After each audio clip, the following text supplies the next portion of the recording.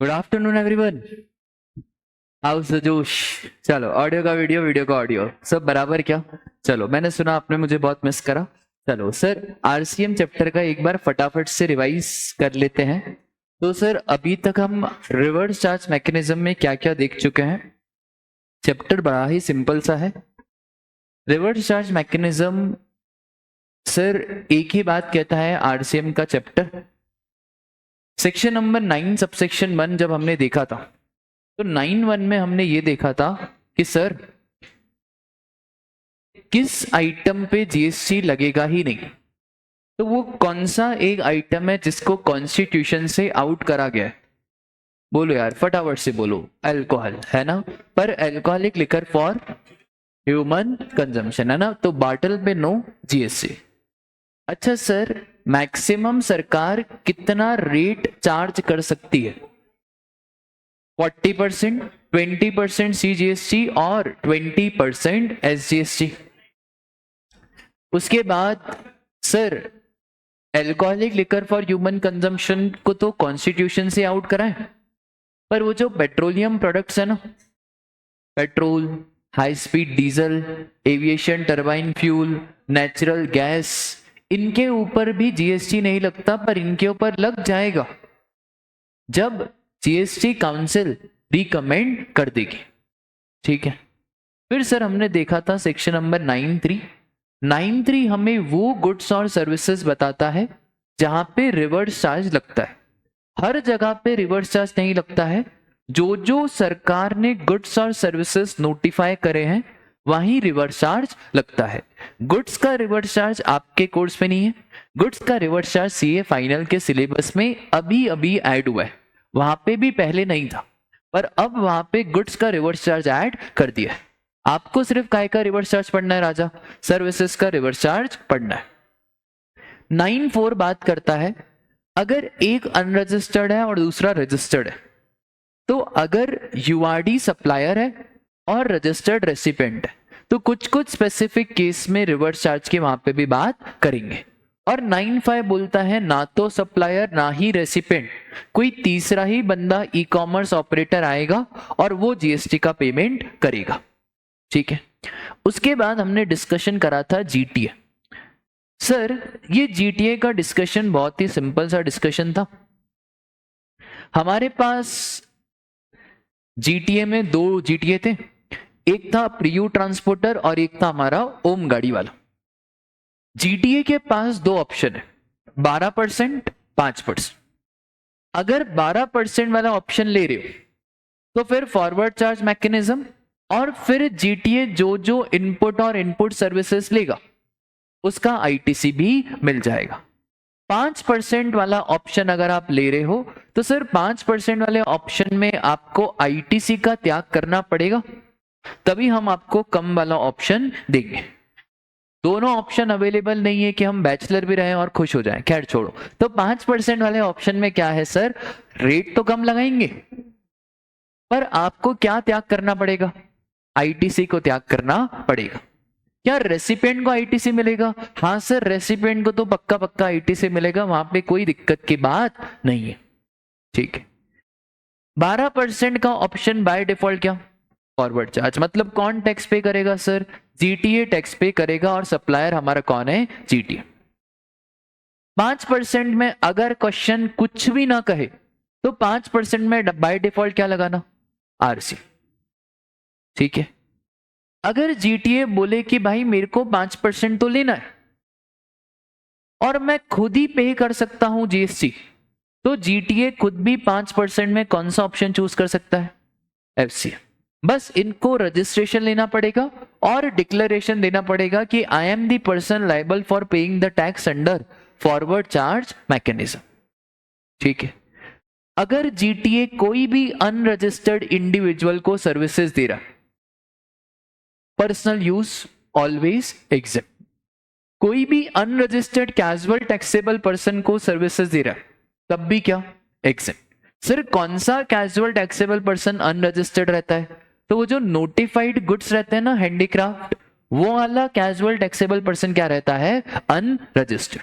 ठीक है। ऑलवेज ये याद रखना कि जीटीए अगर अनरजिस्टर्ड इंडिविजुअल और अनरजिस्टर्ड सीटीपी को सर्विसेज दे रहा है, हर केस में क्या रहेगा राजा, एग्जिट। अगर स्पेसिफाइड रेसिपिएंट है तो सर स्पेसिफाइड रेसिपिएंट है तो जीएसटी लग के ही रहेगा, नो मैटर व्हाट।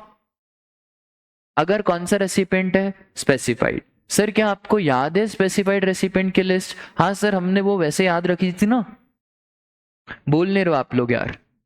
पीसी ने, देख रहे हो स्माइल देख रहे हो आप, पीसी ने रजिस्टर्ड बीसी को, पीसी ने रजिस्टर्ड बीसी को फरारी दी, कहां पे जाके, सोसाइटी में जाके, है ना। अरे यार कैसे, तो याद रखना पड़ेगा ना।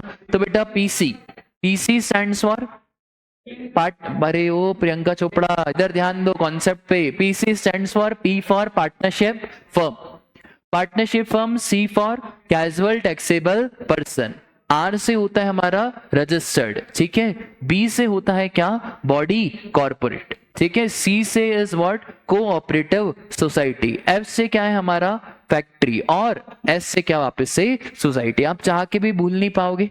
ये अगर स्पेसिफाइड रेसिपिएंट है तो सर 100% जीएसटी लग के ही रहेगा। अगर जीटी अनरजिस्टर्ड है और स्पेसिफाइड रेसिपिएंट को सर्विसेज दी तो इस स्पेसिफाइड रेसिपिएंट को कंपलसरी जीएसटी में रजिस्ट्रेशन लेना पड़ेगा और आरसीएम बेसिस पे टैक्स चुकाना पड़ेगा, ठीक है। बोलो जीटीए क्लियर है क्या? पक्का राजा। जीटीए के बाद हमने देखा था कौन, एडवोकेट। सर एडवोकेट में तो पता नहीं अपन ने कहां कहां की बातें कर ली थी।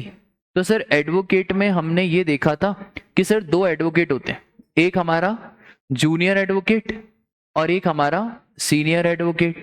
अगर बात चल रही है हमारे जूनियर एडवोकेट की, तो अगर जूनियर एडवोकेट और सीनियर एडवोकेट में डिफरेंस क्या होता है? देखो जूनियर एडवोकेट जो नॉर्मल एडवोकेट है दैट इज जूनियर एडवोकेट, एक टाइम के बाद हाई कोर्ट डेजिग्नेशन दे देता है। जैसे ही आपको हाई कोर्ट डेजिग्नेशन दे देगा तो आप क्या बन जाओगे, सीनियर एडवोकेट। अब सुनो ध्यान से, जो एग्जाम पॉइंट ऑफ व्यू से इंपॉर्टेंट है वो सुनो। सीनियर जूनियर एडवोकेट कोई भी बिजनेस एंटिटी को सर्विसेज दे रहे जिसका टर्नओवर प्रीसीडिंग फाइनेंशियल ईयर में 10 लाख 20 लाख से ज्यादा है, तो इस केस में वो जो बिजनेस एंटिटी है वो रिवर्स चार्ज मैकेनिज्म में टैक्स का पेमेंट करेगी, ठीक है। बाकी सारे केसेस एग्जेम्प्ट, ठीक है। कौन सी बिजनेस एंटिटी को सर्विसेज दी? जिसका प्रीसीडिंग, करंट नहीं, प्रीसीडिंग, और टर्नओवर से लेना देना है, रजिस्ट्रेशन से कोई लेना देना नहीं है। एग्जाम में वो घुमाएगा कि भाई एडवोकेट की फर्म है, जीएसटी में रजिस्टर्ड है, तो क्या करें, बिजनेस एंटिटी जीएसटी में रजिस्टर्ड है तो क्या करें, कुछ भी नहीं करना। आपको सिर्फ क्या देखना है राजा, प्रीसीडिंग फाइनेंशियल ईयर का टर्नओवर। अगर प्रीसीडिंग फाइनेंशियल ईयर का टर्नओवर 10 लाख 20 लाख रुपए तक है तो कर दो आप एग्जेम्प्ट, और अगर प्रीसीडिंग फाइनेंशियल ईयर का टर्नओवर 10 लाख 20 लाख से ज्यादा है तो टैक्सेबल तो हो जाएगा, पर कौन जीएसटी पे करेगा राजा, business entity reverse charge mechanism में टैक्स का पेमेंट करेगी। जैसा सीनियर जूनियर एडवोकेट वैसा as it is same arbitral tribunal में भी प्रोविजन लग जाएगा। तो आर्बिट्रल ट्रिब्यूनल में भी सर यही बातें होगी क्या? हाँ राजा, आर्बिट्रल ट्रिब्यूनल में भी यही बातें होगी। बोलो इतनी बात आपको क्लियर है? सर सीनियर एडवोकेट हो गया, जूनियर एडवोकेट हो गया और आर्बिट्रल ट्रिब्यूनल भी हो गया। फिर इसके बाद हमने देखा था स्पॉन्सरशिप। क्या होता है सर स्पॉन्सरशिप? एक एंटिटी को पैसे की जरूरत है और एक एंटिटी को एडवर्टाइजमेंट कराना है। तो स्पॉन्सरशिप में याद रखना सप्लायर कोई भी हो उससे कोई लेना देना नहीं है। अगर रेसिपिएंट या तो बॉडी कॉर्पोरेट है, बॉडी कॉर्पोरेट में ऑलवेज कंपनी भी आएगा और एलएलपी भी आएगा, या तो पार्टनरशिप फर्म है, उस केस में सर कौन टैक्स पे करेगा? ठीक है, बोलो बात क्लियर है? चलो स्पॉन्सरशिप में आपको बातें क्लियर है तो मैं आपसे 2-3 क्वेश्चन पूछता हूं, गलत तो नहीं करोगे? स्पॉन्सरशिप में सप्लायर एनी पर्सन मतलब कोई भी, ठीक है, सारे जने आ गए इसमें, इंडिविजुअल, पार्टनरशिप, फर्म, कंपनी, सब। और रेसिपिएंट कौन हमारा? एंड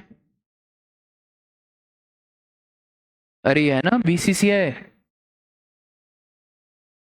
अरे यार बीसीसीआई है ना, आईसीसी और बीसीसीआई है ना, स्पॉन्सरशिप कर रहे हैं और 5 लाख रुपए पेस ने दे दिए किसको, ठीक है। BCCI is a body corporate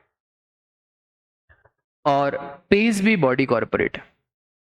अच्छा पहले तो बताओ कौन सप्लायर कौन रेसिपिएंट, बीसीसीआई सप्लायर और पेस, ठीक है। डियर चार्टेड अकाउंटेंट, पेस आपके पास आया है और पेस आपसे पूछने आया है कि इस पे जीएसटी का क्या सीन है। क्या बात कर रहे हो, अरे यार तुम्हारा तो दिमाग चलने लग गया, मेरे को लगा मैं शादी में गया तो तुम भूल गए होगे यार, तुम तो एक्टिंग में भी नहीं चमके यार। बहुत ही बढ़िया यार, शानदार, रिकॉग्नाइज स्पोर्ट्स बॉडी है तो एग्जैक्ट, ठीक है। पर सर वहीं पे पेस ने बोला देखो मैच कौन ही दिखता है बीसीसीआई का, मजा तो यार आरसीबी, और अरे फाइनली जीत गई आरसीबी, है ना, कितने खुश हो गए फैन यार। तो पेस अगर यही सेम चीज स्पॉन्सरशिप आईपीएल के साथ होती तो फिर किसको टैक्स देना रहता, पेस, किस में सर, आरसी, ठीक है। बोलो बात क्लियर है क्या, पक्का। अच्छा एक बात बताओ, अगर आईपीएल की जगह पे पेस ने सोचा क्यों ना हम, सोचना है ना, ध्यान से बताना, क्यों ना हम विराट कोहली की टी शर्ट पे, वो भी स्पॉन्सरशिप है, वो भी क्या है, स्पॉन्सरशिप ही है ना। राजा सप्लायर तो हमारा विराट जी है और रेसिपेंट कौन है, पेस, ठीक है। और विराट कोहली की पे टी शर्ट पे जो छपाना रहता है उसमें विराट कोहली ऐसे नहीं छपाता है, या तो आरसीबी को पैसे मिलते हैं या तो विराट कोहली को पैसे मिलते हैं, वो जैसा एग्रीमेंट है वैसा रहता है। जितनी भी आप आईपीएल में जितनी भी टी शर्ट देखते हो उस टी शर्ट में आरसीबी कम दिखता है, पेटीएम, वीवो, ड्रीम इलेवन और ये सब फलाना ढिमका ज्यादा दिखते हैं, एडवर्टाइजमेंट का जमाना है, क्या करें। तो यार अब वापस से विराट कोहली को 5 लाख रुपए दिए, वापस से कौन टैक्स पे करेगा, ठीक है। व्हाट इफ साहिल सर ने बोला देख विराट, अपना सपना है, अपन क्रिकेटर तो बन नहीं पाए पर तेरी टी शर्ट पे अपना नाम आना चाहिए। Sahil sir is an individual, sir कैसे कैसे सपने आपके हैं, तो हैं भाई, शादी करने के लिए मैं कुछ भी करूंगा अभी, ठीक है। तो सुनो ध्यान से, मतलब विराट भाई तुम्हारी बहुत फैन फॉलोइंग है, तुम्हारा तो नाम मार्केट में चलता है, एक काम करना, मेरे को यहाँ पे कुछ ड्रीम इलेवन नहीं लिखवाना है, बस मुझे लिखवाना है तुम्हारी टी शर्ट पे eligible bachelor CA Sahil Bagai please contact, बस इतना सा लिख दो। विराट कोहली कितने रुपए लोगे, विराट कोहली बोला सर आप अपने ही हो, 50,000 रुपए, ये भी स्पॉन्सरशिप है। कौन सप्लायर कौन रेसिपेंट, सर देखो विराट कोहली सप्लायर और कौन रेसिपेंट, कौन टैक्स पे करे, आरसीएम, बहुत बढ़िया, इधर क्या लगाओगे, ठीक है, हाँ जी, वापस बोल वापस बोल। हाँ कहाँ पे, बस इतना ध्यान रखना है कि जो रेसिपेंट है, रेसिपेंट बॉडी कॉर्पोरेट है, बॉडी कॉर्पोरेट आरसीएम चैप्टर में company plus limited liability partnership, तो बॉडी कॉर्पोरेट में कितनी चीजें कवर होगी, दो, एक तो कंपनी और एक एलएलपी, ये तो है ही। या रेसिपेंट अगर क्या है, पार्टनरशिप फर्म, बस ये 3 कैटेगरी का रेसिपेंट तो ऑलवेज कौन पे करेगा, रेसिपेंट, क्योंकि बेटा ये काबिल है ना पे करने के लिए, क्योंकि बॉडी कॉर्पोरेट है, पार्टनरशिप है, तो ये काबिल है, तो सरकार ने बोला इनसे पे करा दो। बोलो बात क्लियर है क्या, चलो बहुत बढ़िया।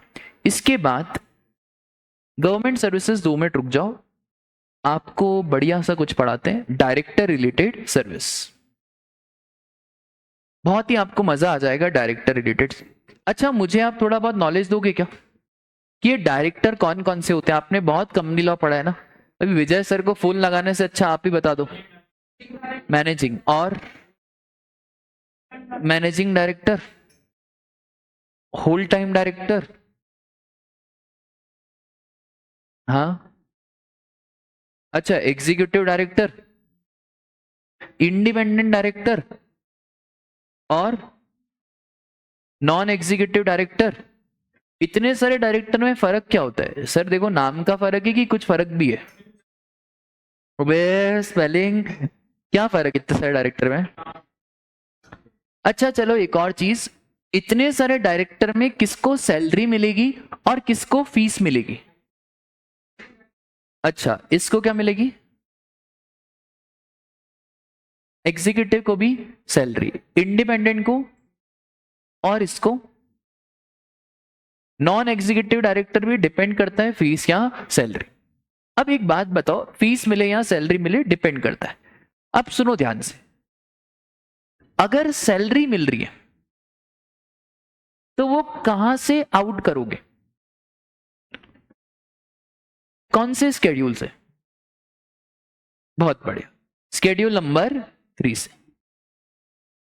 अगर हमारे डायरेक्टर को सैलरी मिल रही है तो हमने बोला देख डायरेक्टर जो तेरे को सैलरी मिल रही है वो तो आउट है। कहां से?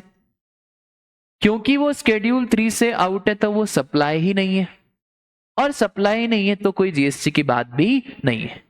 पर मैं सैलरी की बात ही नहीं कर रहा हूं, मैं बात कर रहा हूं इंडिपेंडेंट डायरेक्टर की।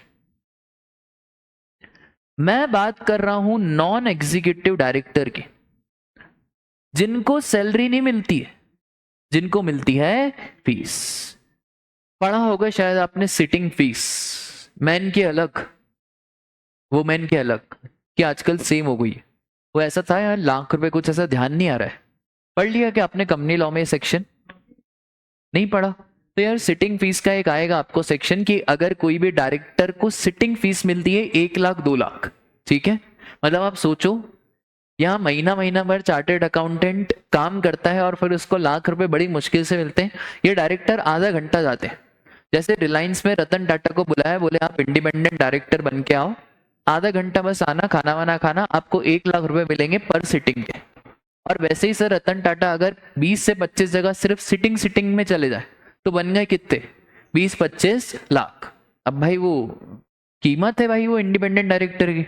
सर हम भी बन सकते क्या? हाँ बन तो सकते हैं, आप अप्लाई कर सकते हो, पर भला आपको इंडिपेंडेंट डायरेक्टर कौन सी कंपनी बोलेगी कि आप बनो क्या इंडिपेंडेंट डायरेक्टर? ठीक है, अब सुनो ध्यान से।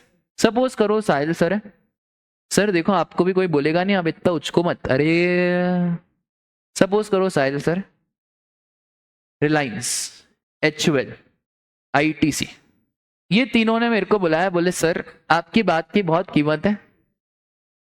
मैंने बोला ठीक है यार। मैंने बोला रिलायंस तुम मुझे दे देना ₹2,00,000, HUL तुम मुझे दे देना कितने? 3,00,000।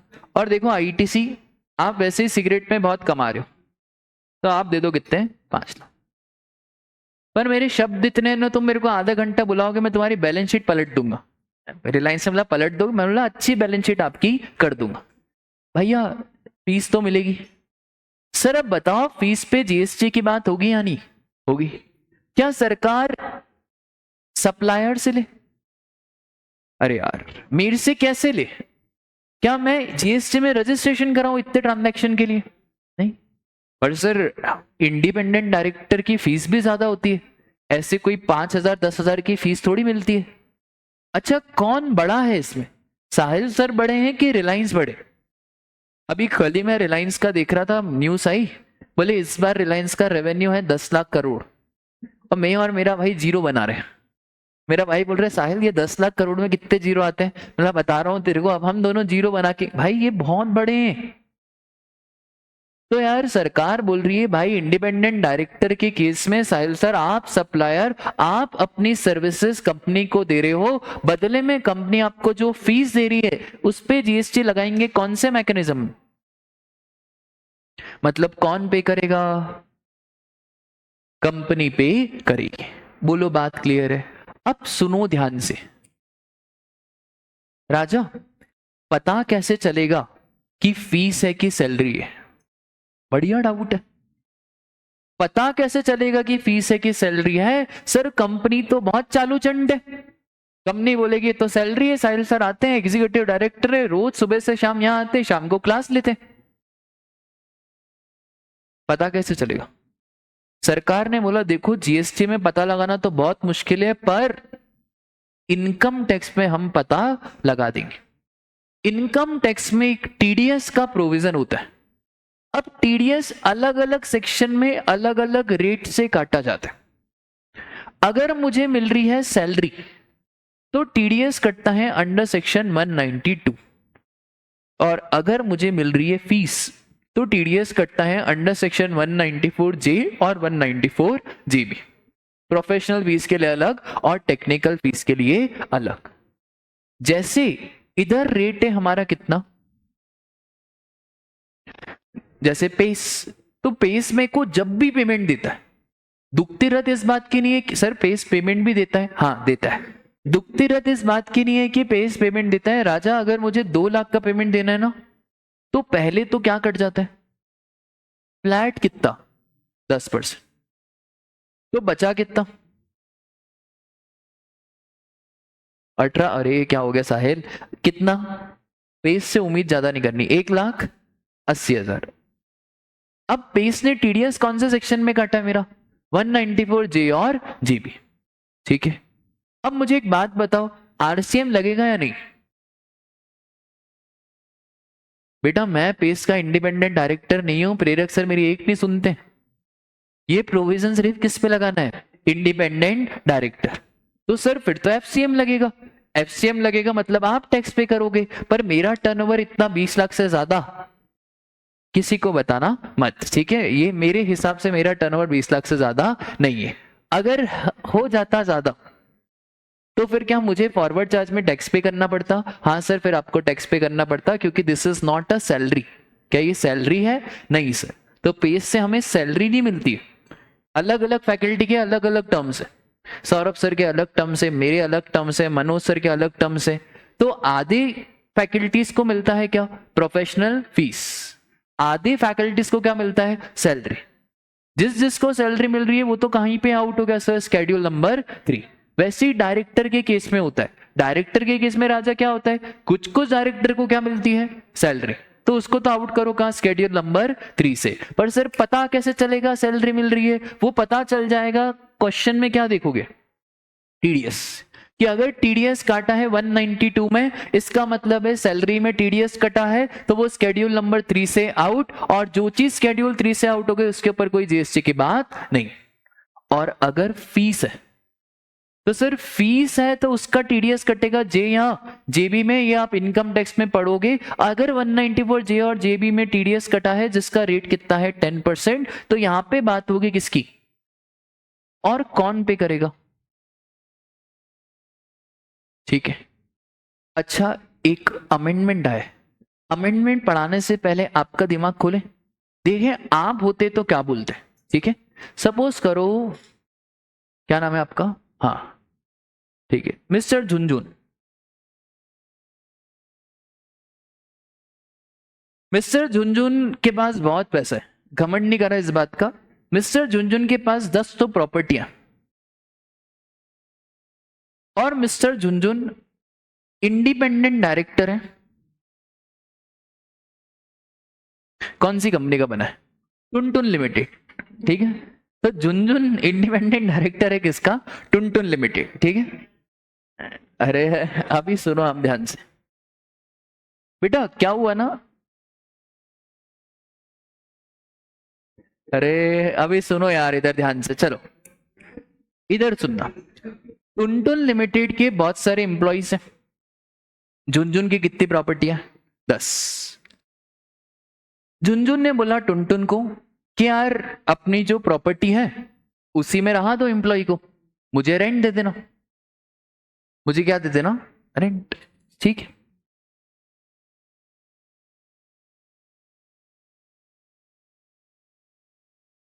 यहां पे झुनझुन सर्विसेज दे रहा है किसको,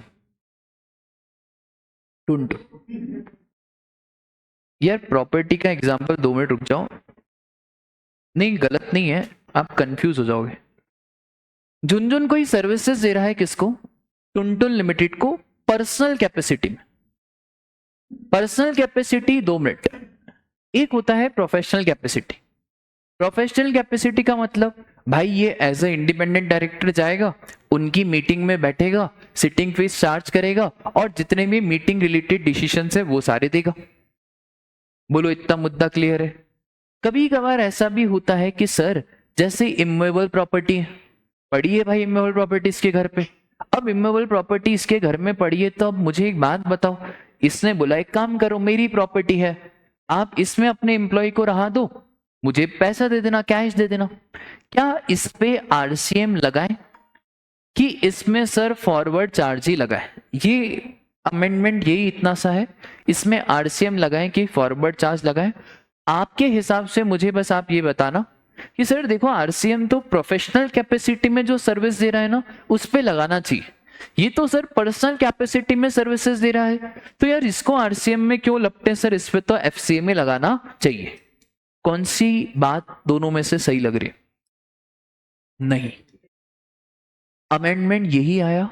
अमेंडमेंट में सिंपली बस एक लाइन लिख दी गई कि अगर कोई भी डायरेक्टर इंडिविजुअल कैपेसिटी में, not as a director, individual capacity में कोई भी सर्विसेज अगर कंपनी को देता है, उस केस में आरसीएम मत लगाना, उस केस में फॉरवर्ड चार्ज मैकेनिज्म ही लगेगा।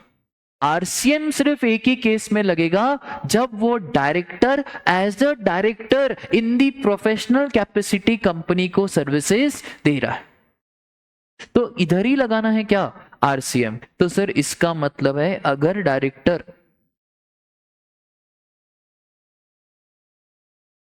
इंडिविजुअल कैपेसिटी में सर्विसेज दे रहा है तो फॉरवर्ड चार्ज लगेगा क्या? हाँ सर फॉरवर्ड चार्ज लगेगा, इसमें आपको रिवर्स चार्ज नहीं लगा। ठीक है, बोलो बात क्लियर है क्या? चलो लिख रहे हो क्या आप लोग? लिख लिया?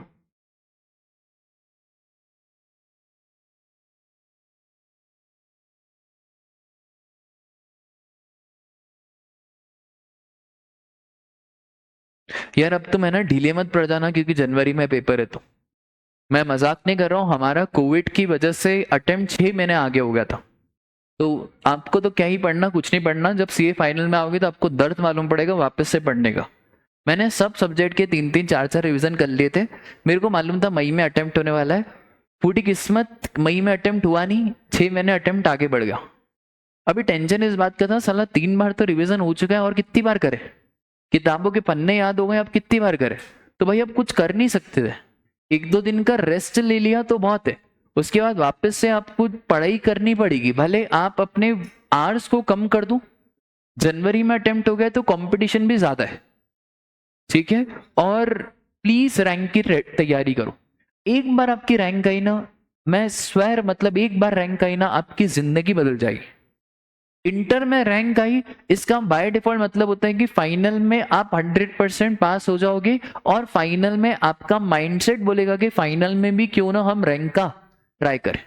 Rank is totally a different thing, her field में रैंक चलती है भाई, हर फील्ड में, हर फील्ड में। आप मुझे बताओ जॉब, तो जॉब वाले में भी प्रायोरिटी किसको मिलेगी? रैंकर्स को। प्रैक्टिस को छोड़ दो, अगर आपका मन है प्रैक्टिस तो आप 40-40 50-50 पे पास हो जाओ, कोई मतलब नहीं। जॉब, टीचिंग फील्ड, तो टीचिंग फील्ड में भी भाई प्रायोरिटी सबसे पहले किसको मिलती है? रैंकर्स। नो मैटर पढ़ाना आता हो या नहीं आता हो, कुछ मतलब नहीं है, just because you have what, rank. तो रैंक से आपको प्रायोरिटी तो मिल जाएगी, फिर उसके बाद आपके परफॉर्मेंस पे डिपेंड करता है, ठीक है। और देख सारा खेल माइंडसेट का ही है, आप ऐसा सोचोगे ना रैंक आ सकती है तो आ जाएगी, आप सोचोगे कि नहीं भाई रैंक नहीं आएगी तो नहीं आएगी, तो please try for a rank. और कसम से बोल रहा हूं यार, रैंक के प्रिविलेजेस ही अलग है, मार्केट में इज्जत अलग है, मार्केट में पैकेज अलग है, और एक बार जब रैंक आ गई ना इंटर में, देखो डायरेक्ट फाइनल में रैंक आना बहुत मुश्किल है, फाउंडेशन में तो रैंक का सिस्टम है नहीं, इंटर में आप रैंक ला सकते हो, भले आपकी 50 रैंक ही क्यों ना है, वो जो कॉन्फिडेंस आता है ना एक रैंकर बनने के बाद, वो अलग लेवल का होता है, ठीक है।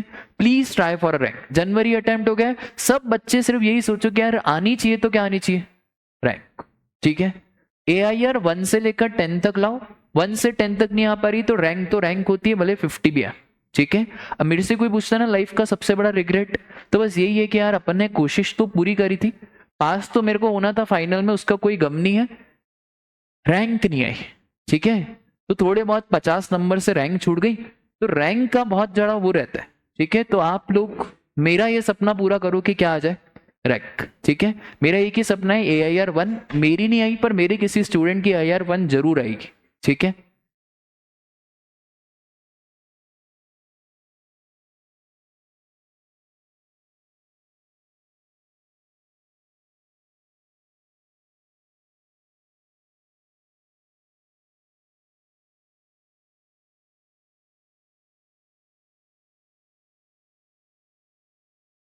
चलो फटाफट से तीनों क्वेश्चन बताओ रे, चलो चलो चलो चलो चलो चलो चलो चलो चलो चलो।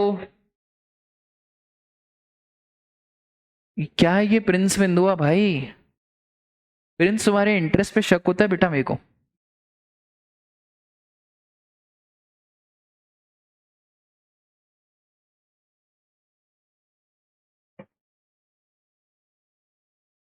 चलो जल्दी जल्दी जल्दी।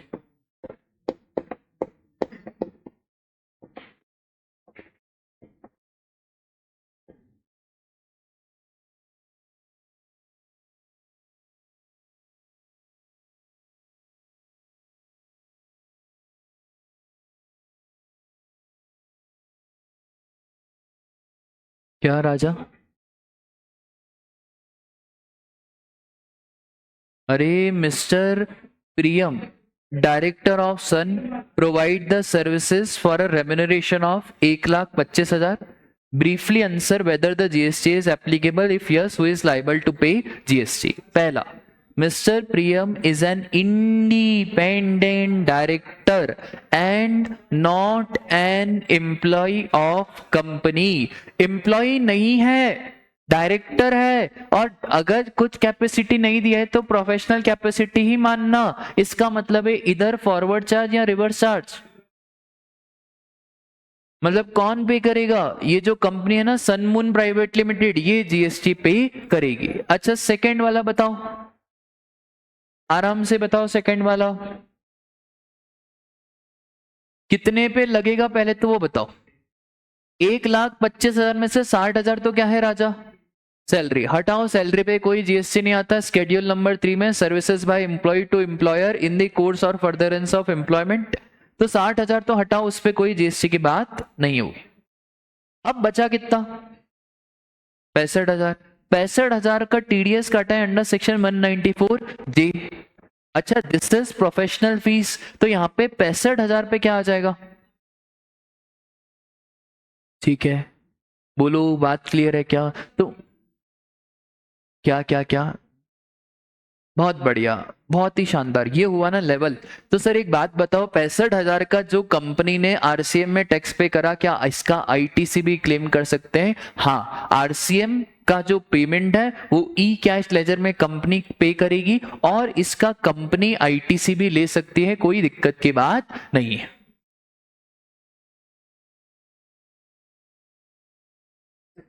डायरेक्टर किस बात का ITC लेगा? 2 मिनट रुक जाओ, मैं कर रहा हूं डिस्कस, 2 मिनट। हाँ जी बोलूं, बढ़ूं आगे? पक्का? कुछ भी नहीं है राजा, बस आपको क्या देखना है, आपको सिर्फ ये देखना है कि TDS कौन से सेक्शन में डिडक्ट हुआ। अब चलो इसका एक डाउट ले लेते हैं। डायरेक्टर है, तुम्हारे ही नाम लेते, क्या नाम बेटा तुम्हारा? वैभव। सपोज एज्यूमिंग तुम डायरेक्टर बन गए, ठीक है, एज्यूम ही कर सकते हैं उम्र के जिस पड़ाव में तुम हो। चलो तो वैभव तुम बन गए डायरेक्टर, तुमने सर्विसेज दी किसको? Personal capacity. ये मत पूछना क्या सर्विसेज दी सर, पर्सन होगा, कुछ ना कुछ तो दिया होगा। क्या प्रेरक सर का एडवाइस दी? अब मुझे एक बात बताओ, तुमने 50,000 रुपए फीस चार्ज करी पेज से, प्लस GST 18% का 9,000 रुपए, टोटल कितना हो गया वैभव भाई? ITC वैभव तुम लोगे कि पेज लेगा? खत्म। तो तुम्हारा तो डाउट ही गलत था, तुमने बोला कि सर क्या वैभव ITC, वैभव क्यों ITC लेगा? वैभव तो सर्विसेज दे रहा है ना, वैभव तो सप्लायर है, रेसिपिएंट कौन है? पेस। तो क्या पेस यहाँ पे ITC ले लेगा 9,000 का? हाँ सर पेस को तो ITC मिल जाएगा, कोई दिक्कत की बात नहीं है। क्या? ठीक है, हाँ ना, सेम ना भाई, सेम सेम सेम। यहाँ पे तुम ये मत समझो सप्लायर कौन है, तुम तुम सर्विसेज दे रहे हो किसको? बेस को। कौन सर्विसेज अवेल कर रहा है? इनपुट सर्विसेज किसकी है? बेस। तो आईटीसी कौन लेगा? बेस। तुम आईटीसी नहीं लोगे, तुम तो सप्लायर हो ना। सप्लायर ये जो पे कर रहा है 9,000, इसको बोलते हैं आउटपुट टैक्स लाइबिलिटी। ठीक है, आईटीसी का चैप्टर आएगा और अच्छे से हम क्लियर करेंगे। बढ़ू आगे, पक्का? चलो एक और क्वेश्चन पूछ लेता हूं। आपका क्या नाम है? हाँ बोलना बेटा। अरे यार, मैं यही तो पूछने वाला था, मैं यही तो पूछने वाला था। ठीक है चलो, कोई दिक्कत नहीं, अभी तुम्हारा नाम बोलो, तुमसे ही डायरेक्ट है पूछते हैं। ठीक है, रोहित। रोहित डायरेक्टर है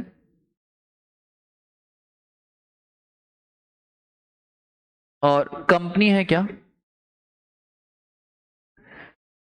रोहित भी रजिस्टर्ड है और रिलायंस भी रजिस्टर्ड। रोहित भी रजिस्टर्ड है और रिलायंस भी रजिस्टर्ड। दोनों जीएसटी के अंदर क्या है? रजिस्टर्ड। क्योंकि जरूरी नहीं है ना कि रोहित सिर्फ इंडिपेंडेंट डायरेक्टर है, तो उसके दूसरे भी काम हो सकते हैं। अब 1 लाख रुपए रोहित भाई चार्ज कर रहे हैं एज अ सिटिंग फीस, और सर रोहित भाई कुछ सर्विसेज इन पर्सनल कैपेसिटी भी दे रहे हैं, उसके लिए ये चार्ज कर रहे हैं 20,000 रुपए।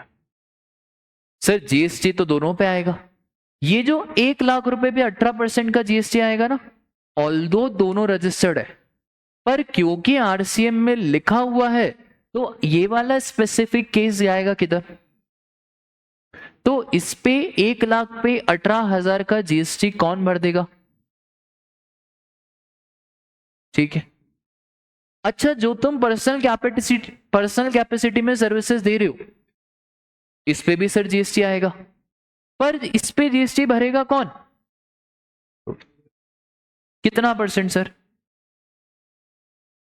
तो कितना आ गया? ठीक है। एक और चीज, अगर सर रोहित ही अनरजिस्टर्ड है, रोहित कौन है?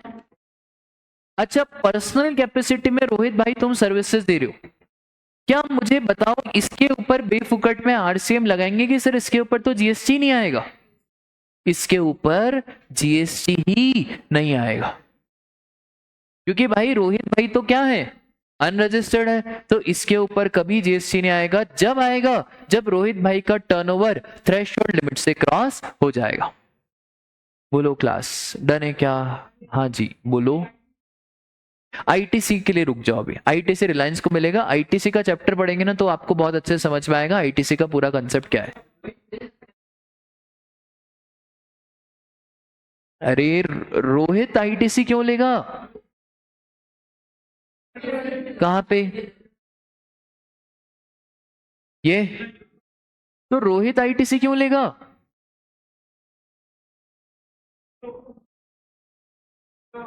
दो मिनट, इधर सुनो ध्यान से। आईटीसी के लफड़े में तुम पढ़ रहे हो, मैं आपको थोड़ा सा समझा देता हूँ। या आरसीएम में आईटीसी के लफड़े में मत पढ़ो, सुनो ध्यान से। सप्लायर और रेसिपी, ठीक है? सुनना, बिल्कुल ध्यान से सुनना, इसके बाद डाउट नहीं आना चाहिए। 20,000 रुपए की फीस, 18% जीएसटी, टोटल कितना हो गया? मैं सिर्फ अभी इसके एंगल से बात कर, किसके? सप्लायर। अब जो मैं पूछूं वही बताना। सप्लायर की आउटपुट टैक्स लाइबिलिटी क्या है? क्या आउटपुट टैक्स लाइबिलिटी मतलब सप्लायर गवर्नमेंट ऑफ इंडिया को कितना पे करेगा?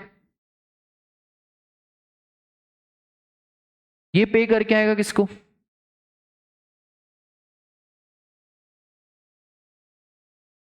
कौन आईटीसी लेगा? बताओ ना, तुम्हारे लॉजिक से रेसिपिएंट आईटीसी लेगा ना।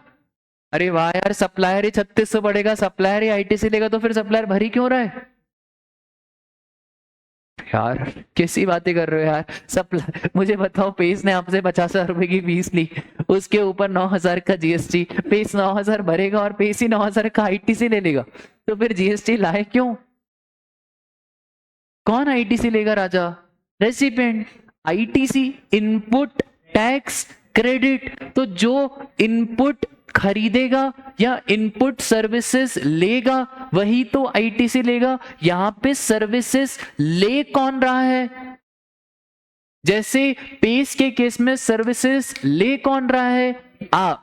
पर आपका जीएसटी का रजिस्ट्रेशन ही नहीं है, तो काहे बात का आईटीसी? तो यहां पे कौन आईटीसी लेगा? 3600 का आईटीसी किसको मिलेगा? क्लियर है sir? Same case RCM, supplier recipient, ठीक है, कितना?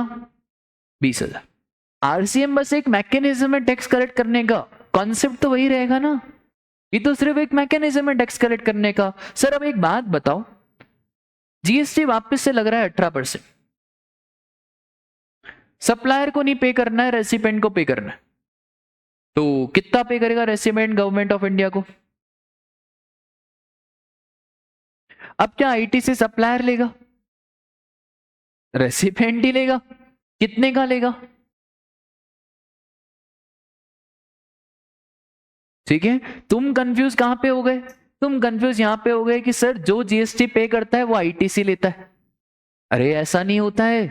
जो जीएस, जैसे तुमने बोला ना यहाँ पे कि सर देखो हमारा दिमाग पता है कैसा चला कि यहाँ पे रेसिपेंट ने गवर्नमेंट ऑफ इंडिया को पे करा तो रेसिपेंट आईटीसी ले रहा है। नहीं, सिर्फ पेमेंट मैकेनिज्म चेंज हुआ है।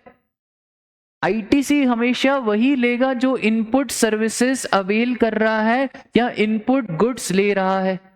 तो पहले में भी रेसिपेंट आईटीसी लेगा और दूसरे में भी रेसिपेंट आईटीसी लेगा। अब कोई दिक्कत तो नहीं है? बोलो पक्का? ठीक है।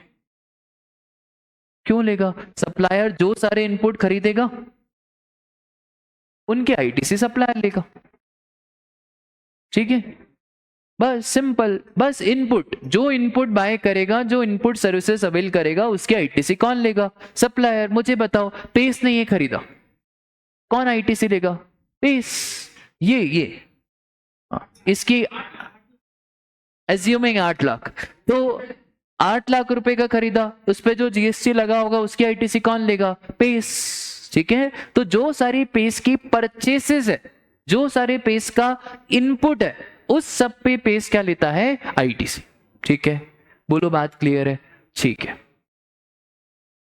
तो सर देखो डायरेक्टर रेम्यूनरेशन का क्या है। अगर टीडीएस डिडक्ट हो रहा है कहां पे? 192 में, तो नॉट अ सप्लाई। और अगर टीडीएस डिडक्ट हो रहा है 194J में, तो sir this is contract for service और यहां पे क्या लगेगा? आरसीएम। कभी कभार वो वर्ड्स में भी घुमाते हैं, salary is contract of service, इधर professional fees is contract for service. ठीक है, तो कभी कभार इतना आज तक उन्होंने घुमाया नहीं है, पर एमसीक्यू में चाहे तो वो इस वर्ड में भी घुमा सकते हैं। ये टीडीएस का सेक्शन ना देते हुए सिर्फ इतना लिख दें, कॉन्ट्रैक्ट फॉर सर्विस। ठीक है, बोलो बात क्लियर है? अच्छा, कैपेसिटी क्या राजा? कैपेसिटी ऑफ डायरेक्टर, क्योंकि इंडिविजुअल कैपेसिटी में आरसीएम नहीं लगेगा, इंडिविजुअल कैपेसिटी में क्या लगेगा सर? फॉरवर्ड चार्ज मैकेनिज्म लगेगा। ठीक है, तो देखो, services by director to the company in his private और personal capacity such as renting of immovable property are not taxable under RCM. सिर्फ वही आरसीएम में टैक्सेबल होगा जहां पे डायरेक्टर खुद प्रोफेशनल कैपेसिटी में सर्विसेज दे रहा है। अब बच्चे, सर अमेंडमेंट आ गया, ये भी पढ़ना पड़ेगा। अरे थोड़ा लगाना, कुछ अमेंडमेंट नहीं आया है। थोड़ा सा हम सोचेंगे ना तो हमारे पढ़ाई का लोड बहुत ज्यादा कम हो जाएगा। ठीक है, बोलो बात क्लियर है? चलो, इसके बाद डायरेक्टर तो क्लियर है।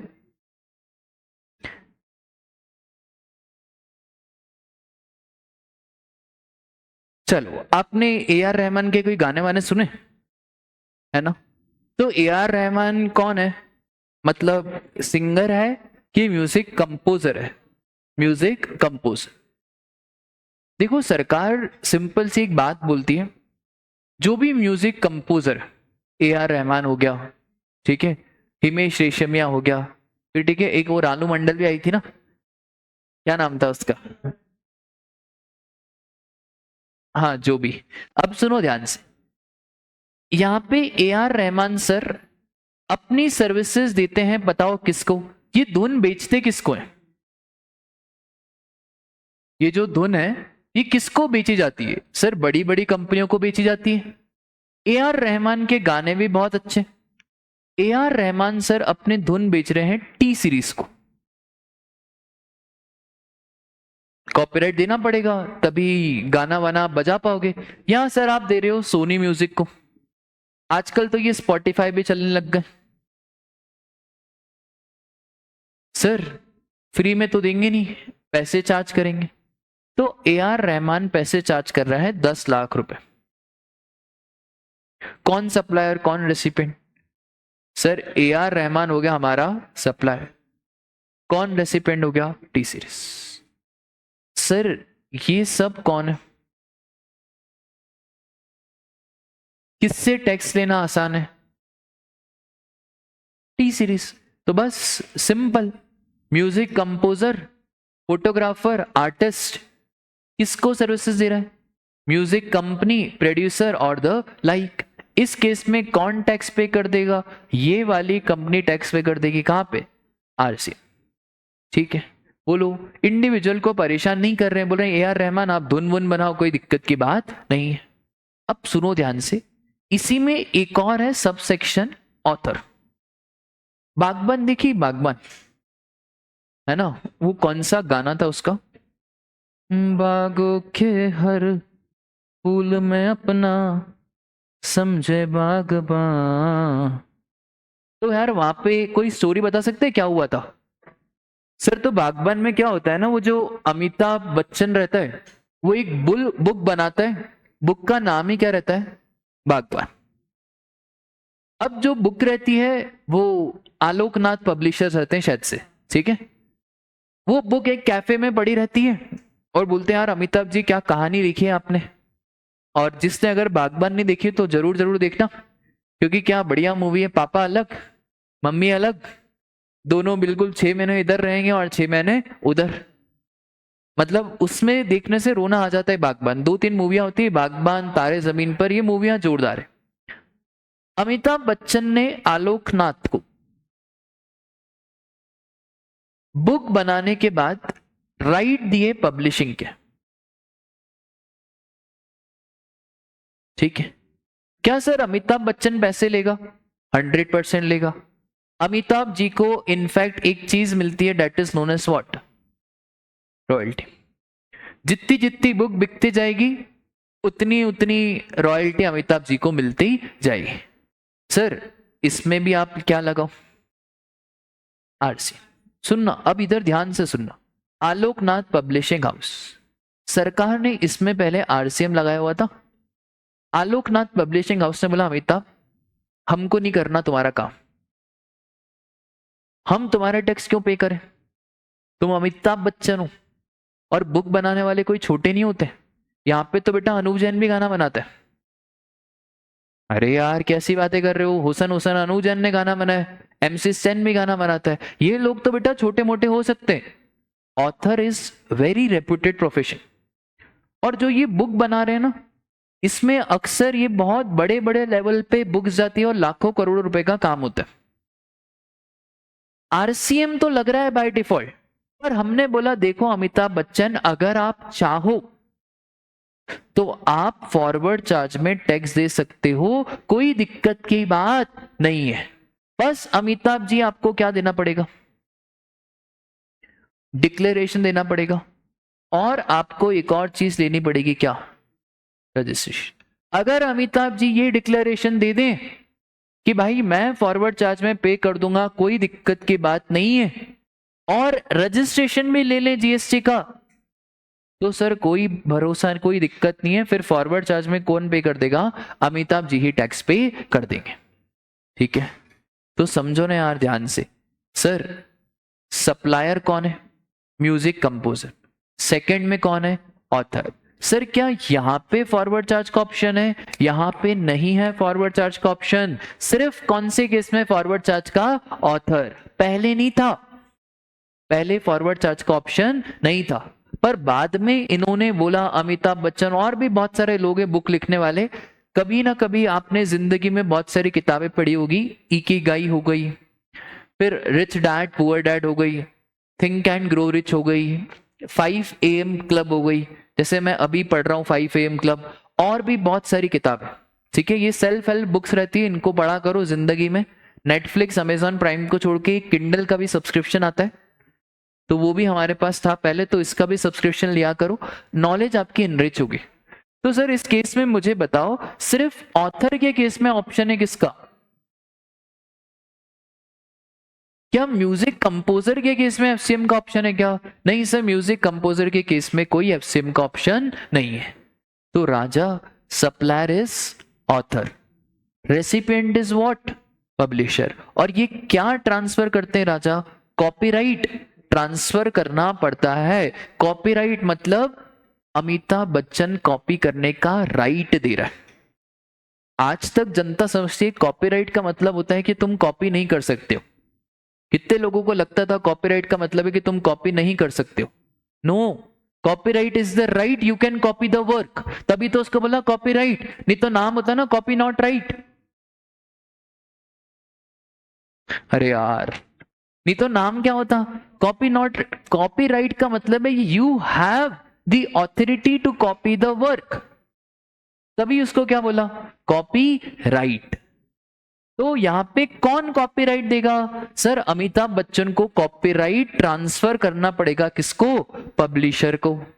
और उसके बदले में भाई अमिताभ जी को क्या मिलेगी? रॉयल्टी मिलेगी। पर अगर अमिताभ जी चाहें तो फॉरवर्ड चार्ज ले सकते हैं, पर उनको सीजीएसटी में रजिस्ट्रेशन लेना पड़ेगा और डिक्लेरेशन देना पड़ेगा, इनवॉइस पे लिखना पड़ेगा कि I am the person liable for paying the tax under forward charge mechanism. Sir एक बात बताओ, 2 महीने के बाद अमिताभ जी को लगा नहीं यार रिवर्स चार्ज ही अच्छा था, फिर 2 महीने बाद उनको लगा नहीं यार फॉरवर्ड चार्ज ही अच्छा था।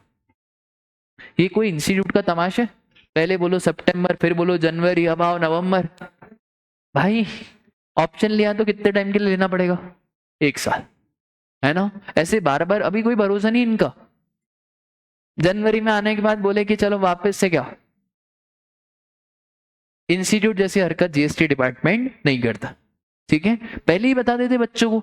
अभी कल 1-2 बच्चों का मेरे पास फोन आया, अब वो बच्चे भी महान, उन्होंने ऐसा सोच के रखा था कि बढ़िया अपन क्या सितंबर देंगे, दोनों ग्रुप निकालेंगे, रैंक वैंक लाएंगे। फोन आया, बोले सर ये तो इंस्टीट्यूट ने मजाक कर दिया। मैंने बोला क्या कर दिया बेटा? बोले सर अब है ना एग्जाम जनवरी में होगा, और सर मैं तो रोज 10-10 घंटे पढ़ रहा हूँ क्योंकि सितंबर में रैंक लानी है। मैंने बोला बेटा कुछ नहीं कर सकते, फोन लगाओ इंस्टीट्यूट में, और ज्यादा 12 बजे डायरेक्ट एंट्री वालों की, वो तो बेटा 1 साल से पढ़े जा रहे, कुछ ही नहीं कर सकते इसका। तो राजा इधर इस केस में ऑप्शन इज फॉर 1 ईयर। एक बार अपने ऑथर ने ऑप्शन लिया तो 1 साल तक वो ऑप्शन को एक्सेप्ट करना पड़ेगा, नो मैटर व्हाट। और क्या देना पड़ेगा? डिक्लेरेशन। ठीक है, बोलो बात क्लियर है क्या? पक्का? अब लास्ट पढ़ेंगे और फिर आपकी छुट्टी करेंगे। इधर आ जाओ, हाँ आजा आजा, हट्टा कट्टा इंसान चाहिए मेरे को। अरे जल्दी आ जल्दी आ जल्दी आ जल्दी आ जल्दी आ, है ना? और ऐसा थोड़ा पावर लेके आ यार, कुछ मफलर वफलर है तेरे पास? एक और आ जाओ, एक और। नहीं देखो, क्या नाम है तुम्हारा? वैभव। वैभव। अभी सुनो ध्यान से, तो वो भी अरे अरे सुनो ध्यान से, ये कौन है बेटा? वैभव। अभी देखो ध्यान से, वैभव इधर कैमरा, इधर क्या देखना है, ठीक है? ये कौन है बेटा? माधव। बाद अभी मैं तुम्हें समझा रहा हूं, हमारी एक बैंक है राजा, स्टेट बैंक ऑफ इंडिया, ठीक है? स्टेट बैंक ऑफ इंडिया है, और माधव हमारा बहुत ही, मतलब क्या बोले, माधव तुम भी आओ, माधव तुम भी आओ, फटाफट आओ, कोई भी हंसना मत, है ना? बस बस बस, इधर ही खड़े हो जाओ तुम। ये स्टेट बैंक ऑफ इंडिया है ना, इधर लाइन के इधर नहीं, ठीक है? बेटा फरवरी का महीना था, माधव की एक लड़की थी माधवी, है ना? माधव ने सोचा क्यों ना मैं उसको आईफोन गिफ्ट करूं, पर माधव के पास पैसे नहीं थे। माधव आया किसके पास? एसबीआई, है ना? एसबीआई के पास बेटा बहुत पैसे, है ना। माधव बोलो सर लोन चाहिए। हाँ कितने का बेटा? अरे ठीक है, 2 लाख का इसको क्या चाहिए? लोन। नहीं, किसी की वॉइस पे मत करना मजाक। तो 2 लाख का क्या चाहिए इसको? लोन चाहिए। ठीक है, मैंने दे दिया लोन माधव को, कितने का? 2 लाख। ईएमआई शुरू हो गई, 20-20 हजार रुपए महीना। 2-3 महीने में ईएमआई दी इसने। 3 महीने बाद माधव ने बोला सर पैसे नहीं दे पा रहा हूँ। बोलो ऐसे, सर पैसे नहीं दे पा रहा हूँ। बोला यार माधव तुम पैसे नहीं दे पा रहे हो, ठीक है। मैंने एक बार वार्निंग दी, बेटा माधव पैसे नहीं दिया। दूसरी बार वार्निंग दी, माधव पैसे नहीं। बोला भाई ये चोर है हमारे डिपार्टमेंट का, ठीक है। इसने हमसे 2 लाख का लोन लिया है। 2 लाख के लोन में भाई साहब ने सिर्फ 60 हजार पेमेंट करे, 1,40,000 अभी भी बका है। अपनी बहुत इज्जत है मार्केट में। तुमको जाना है डरा के धमका के उसके घर से पैसे लाने। पैसे नहीं लाए तो जिस लड़की को इसने गिफ्ट दिया था अरे उससे गिफ्ट लेके आओ भाई।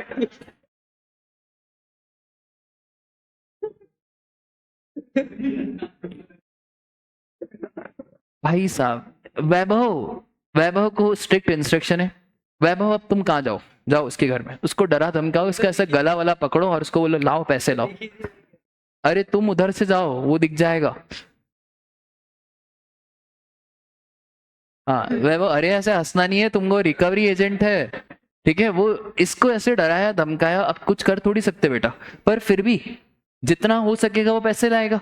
तुम नहीं दोगे तो चश्मा, चश्मा ले लो इसका। ऐसे ही करना है रिकवरी एजेंट का। हाँ दे दो बेटा। अरे क्या दे दो, मेरे पैसे, तुम्हारा क्या है यार। हाँ यार तो वसूली भाई दो, और कंगन वंगन दो बेटा। हाँ मोबाइल वोबाइल दो। हाँ ये चाबी दो। हाँ ये काय की चाबी है? एरन कोचिंग बेच रहा, और मोबाइल मोबाइल दो, मोबाइल दो, कैलकुलेटर लाओ, सब लाओ भाई, अपना पैसा है, तुम क्या समझ रहे हो यार, मजाक समझ रहे हो? इधर हाँ लाओ बेटा, रिकवरी करनी है यार। मेरे को मत दो वैभव, तुम्हारा काम है यार, मैं पैसे किस बात के देता हूँ तुमको यार।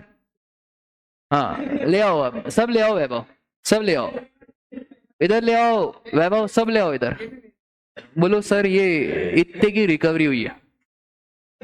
हाँ ये दो, ये दो, ठीक है। ये हो गई हमारी क्या, रिकवरी। वैभव भाई ने कमाल कर दिया। वैभव भाई तुमने क्या करा? अरे देखा क्या मांगे इसने पैसे, कोई स्क्रिप्टेड नहीं चल रहा है। तुमको लग रहा है वैभव भाई को पहले से स्क्रिप्ट मालूम है। वैभव भाई तुमको पैसे तो मिलने चाहिए ना, क्योंकि तुमने भाई इतने खतरनाक इंसान से शक्ल तो देखो, इससे तुम क्या लेके आए हो? पैसे। भाई वैभव भाई को तुम मजाक समझ रहे हो? रिकवरी एजेंट है भाई वैभव, वो तो बच गया बेटा, ये भी और लड़की भी। वरना ये तो इतने हद तक पहुंच गया था कि सर आप बोलो तो सर लड़की को ही उठवा के लाए, डराए धमकाए। भाई बहुत खतरनाक वैभव भाई है। वैभव भाई को एसबीआई क्या देगा राजा? कमीशन। सर एक बात बताओ, कौन बड़ा, रिकवरी एजेंट बड़ा कि स्टेट बैंक ऑफ इंडिया बड़ा? एसबीआई। अरे ओ इधर थोड़े हो जाओ तुम। कौन बड़ा sir? State bank of India बड़ा। भाई सपोज करो इसका कमीशन हमने बनाया 10 रुपए, नहीं छोड़ो 5,000। भाई रिकवरी तो करी ना इसने, ये क्या है रिकवरी, मिलेगा थोड़ी देर को ये। भूल जाओ बेटा, ये घर भी मेरा हुआ, ये मोबाइल ये चश्मा भी मेरा हुआ, ठीक है। तो ये 5,000 रुपए पे सर कमीशन पे जीएसटी कौन देगा? रिकवरी एजेंट देगा या एसबीआई देगी? एसबीआई। कौन सा मैकेनिज्म में? Reverse charge mechanism. चलो जाओ रे फटाफट से। चलो तो सर, अरे वो इधर इधर, ये मेरा सामान है, ये सामान दे दो। क्या है यार यहाँ रिकवरी इतनी मुश्किल से होती है? तो सर दिख तो नहीं रहा ना बेटा, चश्मा ले लिया तुमने। अरे यार तो भाई वसूली भाई, अगर सर्विसेज वसूली भाई देते किसको है? State bank of India. बड़ा कौन है? रिकवरी एजेंट बड़ा नहीं है, पर रिकवरी एजेंट ताकतवर है। सर आपने उसको अरे उसको रिकवरी एजेंट बनाएंगे तो बेटा लोग देख के उसको ही चमका देंगे, बोले तू तू तू ऐसे देगा हमसे। तो रिकवरी एजेंट एसबीआई को सर्विसेज दे, इस केस में भी क्या लगाना है? Reverse charge mechanism. मतलब कौन टैक्स पे करेगा? State bank of India tax पे करेगा, ठीक है। अब आप कभी भूल नहीं सकते क्योंकि आ गया ना ये। अब आपका एग्जाम के टाइम में भी अगर क्वेश्चन आएगा ना, तो आपको ये ध्यान आएगा कि दोनों झमुरों को बुलाया था। तो supplier is what? Recovery agent, और recipient is banking company. financial institution or NBFC located in taxable territory. ठीक है, तो इस केस में भी क्या लगाओगे आप, रिवर्स चार्ज मैकेनिज्म। यार एक बात बताओ, आपको मालूम है जियो फाइनेंशियल सर्विसेज लिमिटेड करके एक कंपनी है, वो कंपनी जियो की सिम बेचती है, क्या करती है, वो एनबीएफसी है। Jio financial services is not Reliance Jio, Reliance Jio आज भी रिलायंस इंडस्ट्रीज लिमिटेड ही है। Jio financial services is an NBFC, जैसे पेटीएम। ठीक है, तो सर बैंकिंग कंपनी हो गया, फाइनेंशियल इंस्टीट्यूशंस हो गया, या नॉन बैंकिंग फाइनेंशियल कंपनी। अच्छा सप्लायर कौन है राजा मेरे, रिकवरी एजेंट। ठीक है, बोलो बात क्लियर है क्या, पक्का। बस एक और लास्ट, राजा तुम्हारा क्या नाम है, रचित। बेटा रचित, रचित तुम्हारी एक्टिंग कैसी है, अच्छी है। रचित एक्टिंग कैसी तुम्हारी, रचित तुम्हें पता है क्या करना है, ये जो आगे लड़की बैठी है ना, अरे सुनो ध्यान से, ये जो आगे लड़की बैठी है ना, इसको इंश्योरेंस की पॉलिसी बेच के बताओ, तुमको टर्म इंश्योरेंस बेचना है, सुनो ध्यान से, अरे सुनो, तुम्हें टर्म इंश्योरेंस बेचना है, क्या बेचना है, टर्म। अब आगे जो लड़की बैठी है ना, तुमको कन्विंस करना है कि मैडम आपकी मृत्यु अभी नजदीक है, टर्म इंश्योरेंस बेचना है, चलो बेच के बताओ फटाफट से। तुम मेरे एजेंट हो, सर आप कौन हो, राजा मैं LIC हूं, मैं हूं LIC। स्क्रिप्ट सब तुमको बनानी है भाई, मैं, तुम एजेंट हो यार, एजेंट हो तुम। अरे स्क्रिप्ट नहीं है मेरे पास, अरे यार मैडम को चाय पिलाओ, सही बोल रहे हैं। अरे छोड़ यार, तुमसे नहीं हो पाएगी एक्टिंग वेक्टिंग, मैं ही तुमको करके बताता हूँ। हाँ अभिषेक, ऐसे ही अभिषेक, इसको पॉलिसी बेच के दिखाओ टर्म इंश्योरेंस। हाँ भाई इस पॉलिसी बेचनी है, मैं LIC हूं, मैंने तुमको अपॉइंट करा, जितनी पॉलिसी तुम बेचोगे उतना कमीशन तुम्हारा। ठीक है, बात बेच के बताओ, टर्म इंश्योरेंस बेचना है। टर्म इंश्योरेंस का मतलब मालूम है तुम्हें, कि अगर ये मर गया तो इसके घर वालों को पैसे मिलेंगे, उसको बोलते क्या, टर्म इंश्योरेंस। ठीक है, अब बेच के बताओ इसको टर्म इंश्योरेंस। हाँ भाई आवाज आनी चाहिए यहां तक।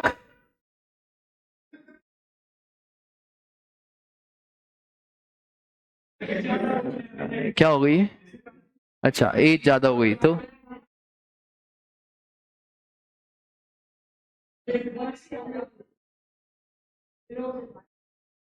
यार तुम ये माइक पे बोलो ना यार, मजा आएगा।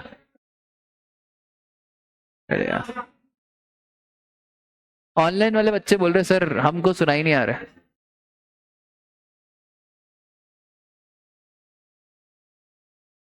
छोड़ो यार, मोहित सर आ जाएंगे फिर तुम्हारे। हाँ जल्दी आओ जल्दी आओ। हाँ मैं अरे मैं आ जाओ तुम, अरे मैं मेरे को पॉलिसी बेचनी तुमको।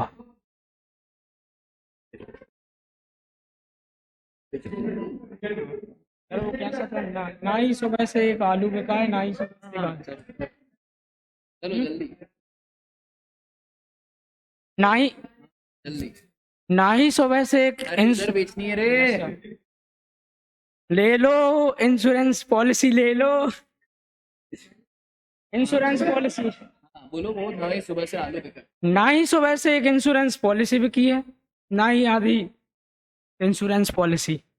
सर कौन सी पॉलिसी आपके पास, सर एक नई पॉलिसी आई है मार्केट में, क्या आप लेना पसंद करेंगे? वो आजकल क्या है, बीमारियां बहुत बढ़ रही हैं, तो लोगों का ठिकाना नहीं कब सरक जाए। तो सर आप इस पॉलिसी का सुविधा ले सकते हैं, फायदा उठा सकते हैं। ठीक है। अब मुझे एक बात बताओ, ये चलो मैंने पॉलिसी ले ली, इसके भोले मन को देख के, इसका भोला मुंह देख के मैंने बोला ठीक है यार, अभिषेक भाई तुमसे क्या ले लेते अपन, पॉलिसी। ठीक है, अब एक बात बताओ अभिषेक भाई, तुमको कमीशन कौन देगा, मैं दूंगा कि LIC देगी, LIC। जितनी भी पॉलिसियां बिकती है ना, सारा कमीशन कौन देता है, LIC, जीवन के साथ भी जीवन के बाद भी। और LIC का तो एडवर्टाइजमेंट भी इतना अच्छा है, वो लोग तो ऐसा बोलते हैं ना, LIC के एडवर्टाइजमेंट, उधर जाओ, तो LIC के एडवर्टाइजमेंट में वो लोग, वो लोग ऐसा करते हैं ना LIC के एडवर्टाइजमेंट में कि आप घर बैठे भी काम कर सकते हो। देखा है आपने LIC का एडवर्टाइजमेंट? तो सर एक बात बताओ, ये जो एजेंट है इनको LIC क्या देगा रे? कमीशन। अब कोई भी फैकल्टी आए तो बोले सर आप इतना टाइम पास मत करो, LIC के क्या बनो, एजेंट। उसमें क्या मिलेगा? कमीशन। भाई कौन GST पे करेगा? क्योंकि कौन बड़ा है? LIC। हम तो छोटे हैं ना भाई, इतने सारे एजेंट हैं, वो क्या GST में रजिस्ट्रेशन कराएंगे? अरे उनकी मौत आ जाएगी GST में, उससे पॉलिसी नहीं बिक रही है। अरे यार उससे पॉलिसी नहीं बिक रही है, तुम बोल रहे हो GST में रजिस्ट्रेशन कराए। तो एजेंट के केस में भी कौन GST पे करेगा? LIC पे करेगा। कौन से मैकेनिज्म में पे करेगा? RCM में पे करेगा। ठीक है, बोलो पक्का? क्या क्या देख लिया सर अभी तक हमने? एक हमने देखा राजा क्या, GTA मैंने रिवाइज कराया। डायरेक्टर क्या है सर? डायरेक्टर सर डायरेक्टर में दो चीजें हैं, अगर TDS कट रहा है 194J में तो RCM लगा दो, और अगर 192 है सैलरी है तो सर वो स्केड्यूल नंबर 3 से ही आउट हो गया। एक और चीज सर, डायरेक्टर के केस में क्या है ना, अगर वो पर्सनल कैपेसिटी में सर्विसेज दे रहा है तो सर पर्सनल कैपेसिटी में सर्विसेज दे रहा है तो उस केस में तो फॉरवर्ड चार्ज मैकेनिज्म ही लगेगा। सर रिकवरी एजेंट, अगर बात करें हम रिकवरी एजेंट की, तो रिकवरी एजेंट सर्विसेज दे रहा है बैंक को। अगर रिकवरी एजेंट बैंक को सर्विसेज दे रहा है, उसमें बैंक उसको कमीशन दे रही है, उस कमीशन पे भी जो GST है ना वो रिकवरी एजेंट नहीं पे करेगी, वो कौन पे करेगा? बैंक। एक तो रिकवरी एजेंट है और दूसरा कौन सा एजेंट है? Insurance agent. इंश्योरेंस एजेंट जो इंश्योरेंस का धंधा लाके दे रहा है LIC को, या जो खुद इंश्योरेंस के इतने सारे कस्टमर लाके दे रहा है, जिसके बदले में LIC एजेंट को क्या दे रही है? कमीशन। तो सर उस पे भी कौन GST पे करेगा? LIC पे करेगा। कहां पे? Reverse charge mechanism. क्योंकि देश में बहुत सारे एजेंट है और ये बिजनेस भी बहुत लुक्रेटिव है। मतलब आपको ऐसा लगता होगा ना कि CS करना ही सब कुछ होता है। मेरे फ्रेंड के फादर है, वो 1, 1.5, 2 लाख 3 लाख इसी से कमा लेते हैं। एजेंट कुछ भी नहीं, पहले फैमिली वाले को पकड़ो, उनका इंश्योरेंस कराओ, फिर आसपास लोगों का इंश्योरेंस कराओ, तो उनको अच्छा खासा क्या मिल जाता है? कमीशन। क्या मेरे फ्रेंड के पापा रजिस्ट्रेशन कराएंगे? नहीं कराएंगे। कौन GST पे करेगा? उनका LIC पे करेगा। और सर वो AR रहमान का क्या सीन था? तो AR रहमान का सीन बहुत सिंपल है, म्यूजिक कंपोजर, फोटोग्राफर, आर्टिस्ट। ये फोटोज भी तो सेल होते हैं। आर्टिस्ट की जो पेंटिंग, वो कौन सी मूवी थी, वो शाहिद कपूर की एक वेब सीरीज थी ना, फर्जी, तो जो उसमें वो पेंटिंग बनाता है, तो सर ये चीजें बेची जाती नहीं है, इसका कॉपीराइट शेयर किया जाता है। फिर जब कॉपीराइट शेयर किया गया तो उसकी बहुत सारी कॉपीज बनाई जाती है। अब जैसे बहुत सारी कॉपीज बनाई गई तो सर फिर बेचेगा ना पब्लिशर, तो जितनी जितनी कॉपीज बिकते जाएगी उस पे बेसिस पे पर बुक क्या आते जाएगा? रॉयल्टी आते जाएगा। अब अगर हमारा ऑथर है और केस चल रहा है बुक का, तो उस केस में RCM तो लगेगा, पर अगर ऑथर चाहे तो खुद सामने आके फॉरवर्ड चार्ज मैकेनिज्म में भी पे कर सकता है। पर म्यूजिक कंपोजर प्रोड्यूसर में ऐसा कुछ भी नहीं है। म्यूजिक कंपोजर प्रोड्यूसर में तो ऑलवेज ऑलवेज क्या लगेगा? RCM। इसका मतलब है क्या AR रहमान सर GST में रजिस्ट्रेशन लेंगे? नहीं सर, वो कोई रजिस्ट्रेशन लेने वाले नहीं है। बोलो बात क्लियर है क्या? पक्का? चलो क्लियर है तो मेरे को कुछ क्वेश्चन करके बताओ।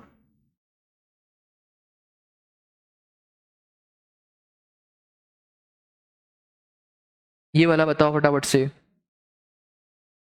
हाँ राजा, कौन सा एजेंट? जितने भी एजेंट हो, इंश्योरेंस एजेंट हो, रिकवरी एजेंट हो। अगर रिकवरी एजेंट राजा तुम मुझे सर्विसेज दे रहे थे बैंक को, बैंक तुम्हें क्या दे रहा था? कमीशन। कौन सप्लायर? कौन सप्लायर? Recovery agent supplier. कौन रेसिपिएंट? बैंक। अब बैंक रेसिपिएंट, तो इसका GST कौन पे करेगा? बैंक। क्योंकि तुम कैसे पे करोगे, तुम तो इंडिविजुअल हो। ठीक है, आ जाओ यार, ये डायरेक्टर वाले क्वेश्चन पे आ जाओ फटाफट से। देखो company paid him sitting fees amounting to 25,000। अच्छा, ये जो सिटिंग फीस है सिर्फ इसके ऊपर ही जीएसटी की बात होगी, आरसीएम में होगा और कौन पे कर देगा? कंपनी। फर्दर सैलरी, सैलरी पे नहीं आएगा मत बोलो। तीन चीजें हैं, तीनों चीजें अलग अलग है, तीनों चीजें अलग है। स्केड्यूल 3 अलग है, एग्जम्पशन अलग है, चार्ज ऑफ जीएसटी अलग है। ये मत कह देना salary is exempt, salary is not exempt. Salary supply ही नहीं बना, एग्जम्पशन तो बात का पॉइंट है। तो आप बोलोगे सर ये जो एक्टिविटी है negative list that is schedule number 3 में कवर्ड, ठीक है।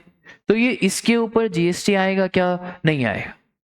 बोलो बात क्लियर है? बहुत बढ़िया। इसके बाद तपस्या and associates in which Arpan Singhania is a partner supplied certain professional services to Narayan Limited in the month of January for the amount of 2 lakh। हाँ ठीक है, यहाँ पे डायरेक्टर सर्विसेज नहीं दे रहा है, यहाँ पे कौन सर्विसेज दे रही है?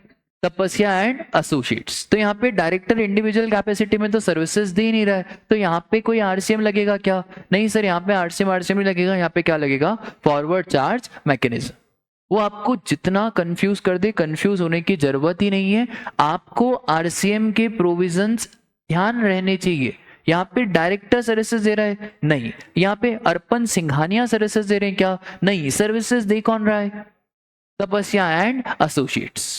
तो क्या यहाँ पे आरसीएम लगेगा? सर हमने डायरेक्टर का आरसीएम पढ़ा था, हमने ऐसा कोई आरसीएम नहीं पढ़ा था। बोलो बात क्लियर है क्या? पक्का? रुक जाओ 2 मिनट। ये वाला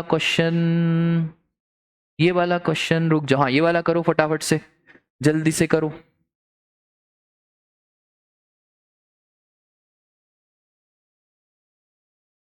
हाँ जी, पढ़ लिया। हाँ बोलो यार, क्या सीन है इसका? तो सर ये, oh wow, Vicky Frankin, unregistered famous author, हमने तो कभी नाम नहीं सुना। रिसीव्ड रुपीज 3 करोड़, भाई 3 crore of consideration from Shiv Bhavan publication located at Indore for supply of services by the way of transfer of copyright. ठीक है भैया, कॉपीराइट ट्रांसफर करा, ऑथर की बात करी है। He finished this work and made available the book to the publisher. But भाई साहब ने अभी क्या नहीं बनाया? Invoice. Vicky is of the view that SBP is liable and he is not ready to deposit the tax under any circumstances. Examine whether the view of Vicky is correct। हाँ sir सही बोल रहा है विक्की भाई, यहाँ पे विक्की भाई को टैक्स नहीं पे करना है। किसको टैक्स पे करना है? ये जो एसबीपी प्राइवेट लिमिटेड जो भी कंपनी है उसको टैक्स पे करना है रिवर्स चार्ज मैकेनिज्म में। दूसरा फर्दर, हाँ राजा,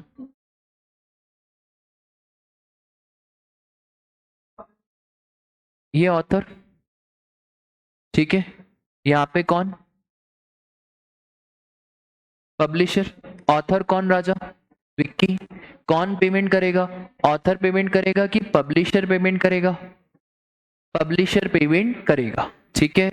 अब देखो यहाँ पे क्वेश्चन सिंपल सा ये है कि SBP is liable and he is not ready to deposit the tax under any circumstances।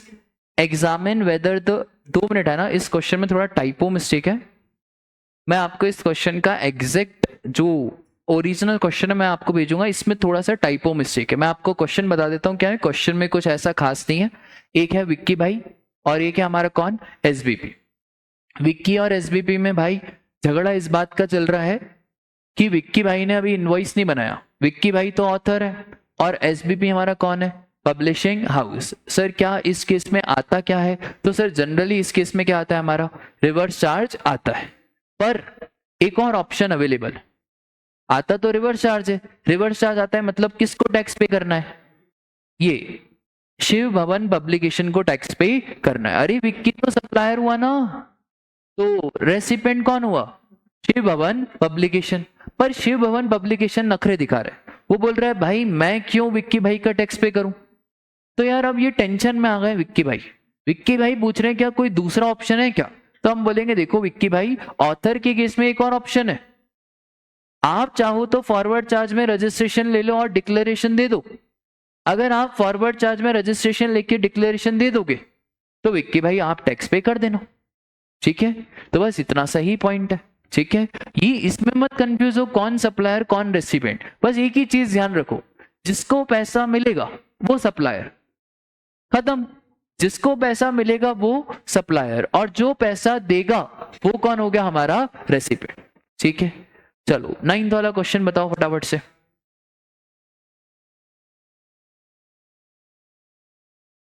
Ninth वाला क्वेश्चन बताओ फटाफट से।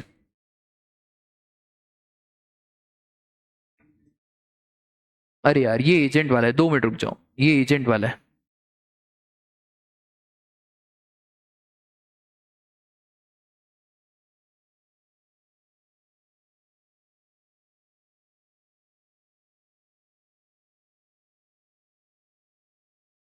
हाँ ये वाला क्वेश्चन बताना, देखिए किसका दिमाग चलता है।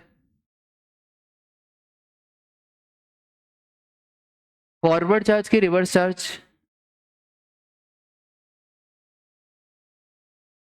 नहीं जीएसटी क्यों नहीं लगेगा। फॉरवर्ड चार्ज की रिवर्स चार्ज कितने बोल रहे हैं आरसीएम। अरे ऐसा हाथ दो ही तो, मैं मेरे 2 ही ऑप्शन है, कितने बोल रहे हैं आरसीएम। अच्छा हाथ ऊपर करो आरसीएम, और कितने बोल रहे हैं फॉरवर्ड चार्ज। जो फॉरवर्ड चार्ज बोल रहे हैं वो फॉरवर्ड चार्ज क्यों बोल रहे हैं।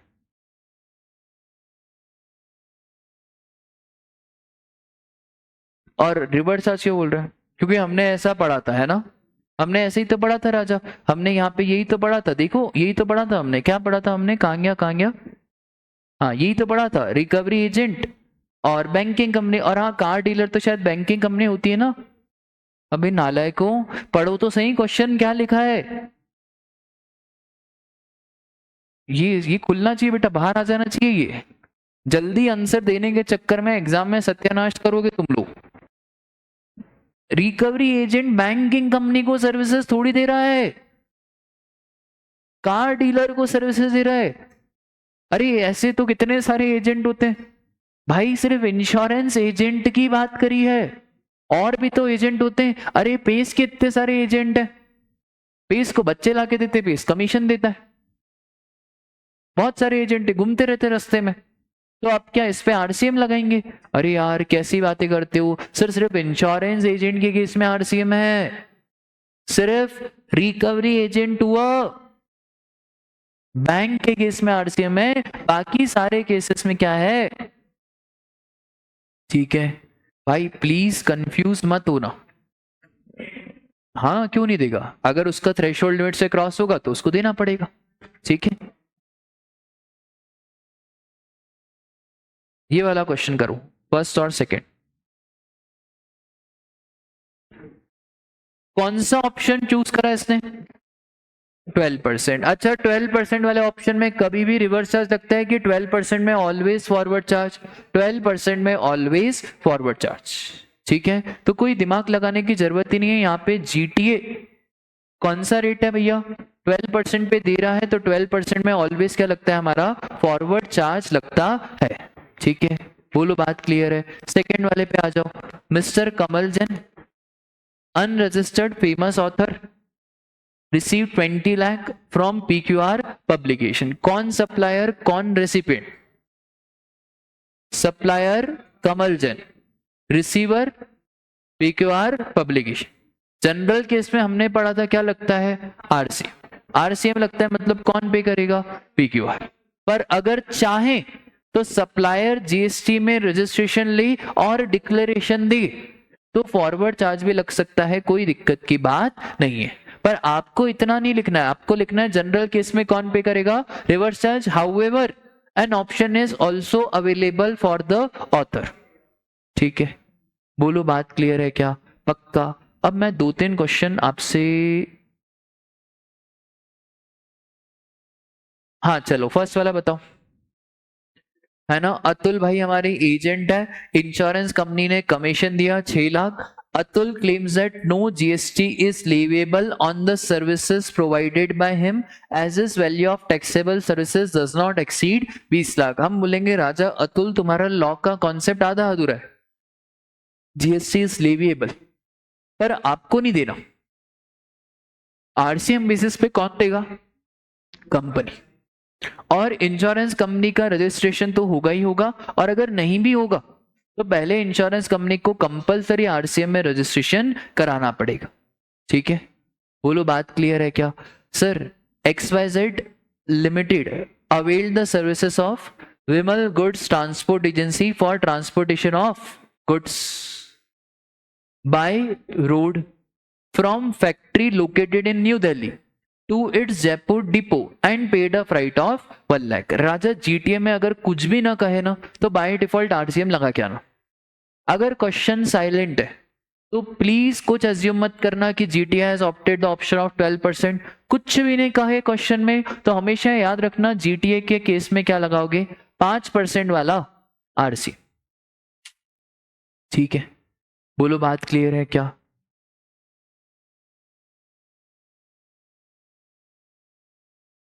कुछ होमवर्क दूं आपको लिखने के लिए?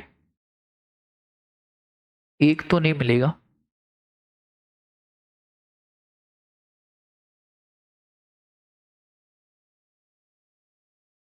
ये थर्ड और फोर्थ आपके होमवर्क है,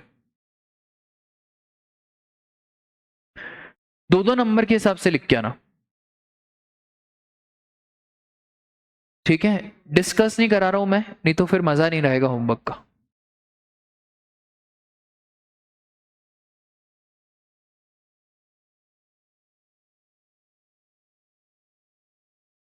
ठीक है, रुक जाओ, खड़े हो जाओ, तीनों खड़े रहना, तीनों खड़े रहना। हाँ तुम नहीं, तुम, अरे तो खड़े हो जाओ। अरे तो मैं क्वेश्चन पूछ रहा हूँ ना, खड़े हो जाना, जल्दी खड़े हो जाओ, जल्दी खड़े हो जाओ। चलो फटाफट से, है ना, फटाफट से। चलो इधर पहला क्वेश्चन तुमसे, ठीक है, जल्दी बताना। अनु जैन है, अनु जैन ने हुस्न गाने की टोन बनाई, काफी अच्छा बंदा है, पर्सनल रिलेशन है अपने। तो अनु जैन ने बढ़िया सा गाना बनाया, कौन सा? है ना, सुना होगा ना तुमने, पढ़ाई लिखाई को छोड़ के सब करो तुम लोग। अनु जैन ने ये गाना भेज दिया सोनी लिमिटेड को। सोनी लिमिटेड ने बोला हम इसको पब्लिश करेंगे, हम इसको अपने यूट्यूब के चैनल में चलाएंगे। अनु जैन ने बोला कि यार मैं एक काम करता हूँ, जीएसटी का रजिस्ट्रेशन ले लेता हूँ और डिक्लेरेशन भी दे देता हूँ। अनु जी ने क्या बोला? मैं जीएसटी का रजिस्ट्रेशन भी ले लेता हूँ और डिक्लेरेशन भी दे देता हूँ। फॉरवर्ड चार्ज या रिवर्स चार्ज?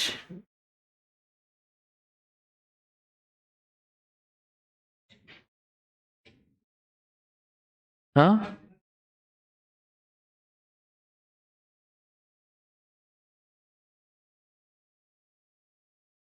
मेरे दिल के, हाँ सोच लो, आराम से सोच लो।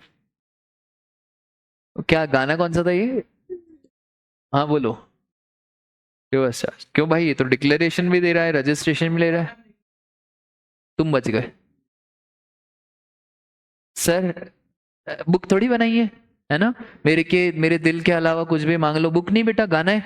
गाने के केस में तो ऐसा कोई ऑप्शन है ही नहीं, ऑप्शन तो सिर्फ कहाँ था? ऑथर। चलो बहुत बढ़िया, आजा बेटा।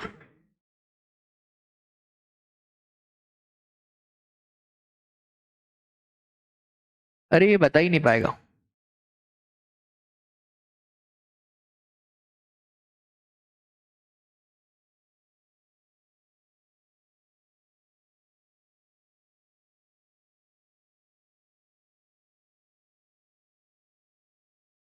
हाँ, गौतम का घर शिफ्ट हो रहा है, ठीक है, इंदौर से दिल्ली।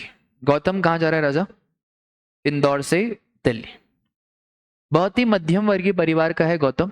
इसके घर में सब जॉब लाइन के, सब कौन है इसके घर में? Job line. इंदौर से दिल्ली जा रहे हैं। गौतम ने सोचा यार क्यों ना मैं अभिषेक को पकड़ूं, और अभिषेक अपना जीटीए है तो अपना जो ट्रांसपोर्टेशन है, क्योंकि अब इतना सारा गुड्स तो इंदौर में, तो कहाँ लेके जाना पड़ेगा? दिल्ली। ठीक है, अभिषेक भाई ने 12% वाला ऑप्शन लेके रखा है। कौन जीएसटी पे करेगा?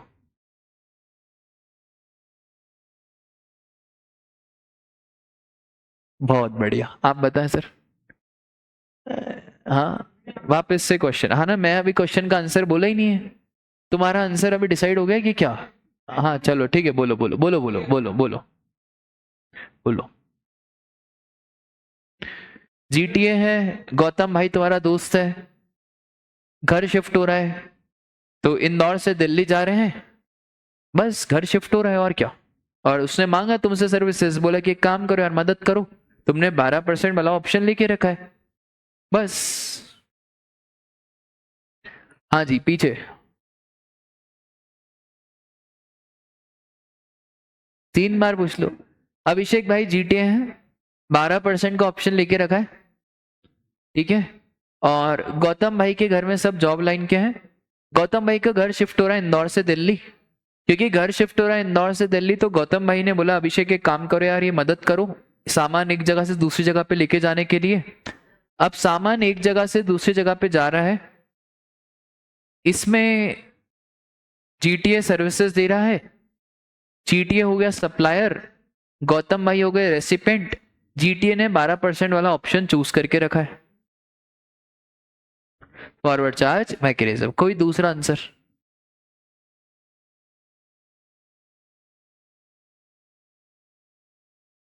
मेरे हुस्न के अलावा कभी दिल भी मांग लो ना।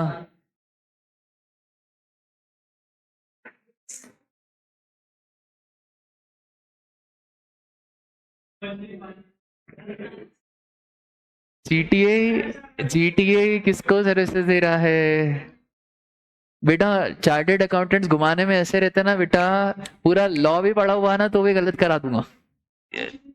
पूछा तो है, तुम किस में घूम गए? 12% फॉरवर्ड चार्ज मैकेनिज्म। मैं बोला गौतम इंडिविजुअल है, गौतम के सारे परिवार के लोग भी जॉब लाइन, तुम कहाँ घूम गए राजा? तो ने बताया था 12% और फॉरवर्ड चार्ज। अब मजा आएगा ना बिडू। अब तीनों में से सुन लो, एक को बैठने का मौका मिलेगा, पहले सुन लो, तीनों में से एक को बैठने का मौका मिलेगा। ऐसा तुम तीनों में से कौन रिस्क लेना चाह रहा है मेरे क्वेश्चन का? क्वेश्चन कोई से भी चैप्टर का आ सकता है, जो रिस्क ले लेगा वो तो ऑटोमेटिकली मेरे हिसाब से उसकी सजा कम होगी, या मैं सोचूंगा क्या? कौन रिस्क लेना चाह रहे? मैं एक ही क्वेश्चन पूछूंगा। पक्का? पक्का? तुमसे? चलो माधव, रुक तो जाओ तुम।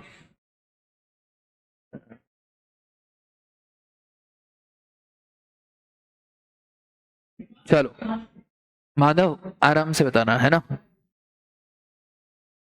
सोच समझ के बताना। 2 मिनट क्या हुआ? हाँ हाँ रुक तो जाओ, दिमाग लगाना है। फैन का देख, फैन का देखना है सर को, फोन फैन को क्या देखना है? कहाँ पे? हाँ 2 मिनट रुको, 2 मिनट।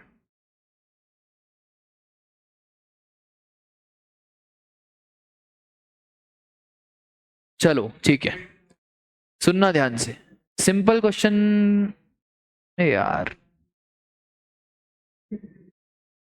चलो सप्लाई चैप्टर आता है?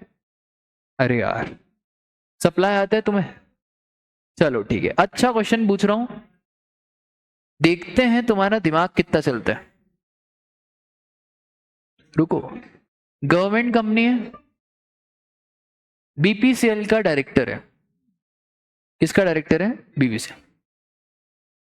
1 लाख रुपए मिल रहा है इसको सिटिंग फीस, ठीक है। टीडीएस भी काटा हुआ है 194 जे में, फॉरवर्ड चार्ज, रिवर्स चार्ज।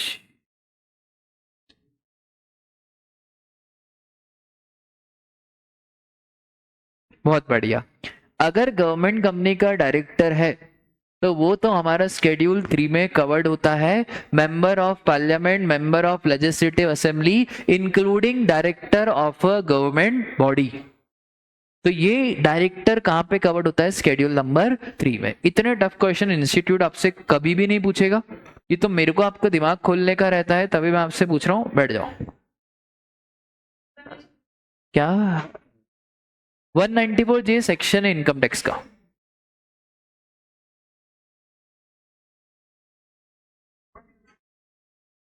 चलो तुम दोनों में से कंपोजिट सप्लाई मिक्स सप्लाई कौन बताएगा? सप्लाई चैप्टर में था कंपोजिट सप्लाई, मिक्स सप्लाई। दूसरा पूछूं, सप्लाई चैप्टर में टॉपिक था कंपोजिट सप्लाई और मिक्स सप्लाई।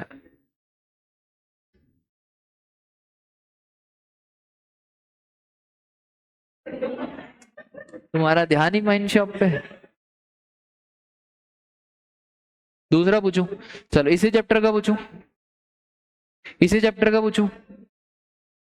मैक्सिमम रेट बताओ CGST एक्ट में जो सरकार चार्ज कर सकती है पब्लिक से। बहुत बढ़िया।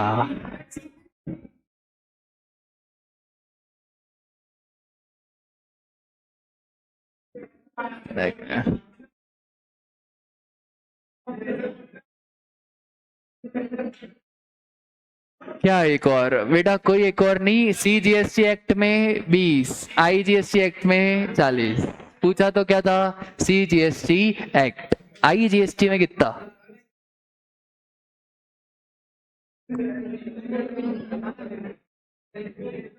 इधर आओ, दोनों को सजा दूंगा। मेरे को दोनों की सजा ही है। चलो फटाफट से इधर यहाँ पे खड़े हो जाओ फटाफट से। देखो मैं तुम्हें सजा बता रहा हूँ।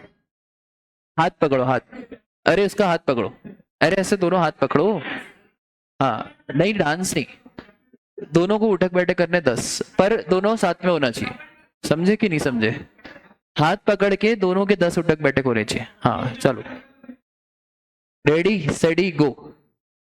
1 2 3 4 5 6 7 8 9 10। चलो आज के लिए बस इतना ही, मिलते हैं कल।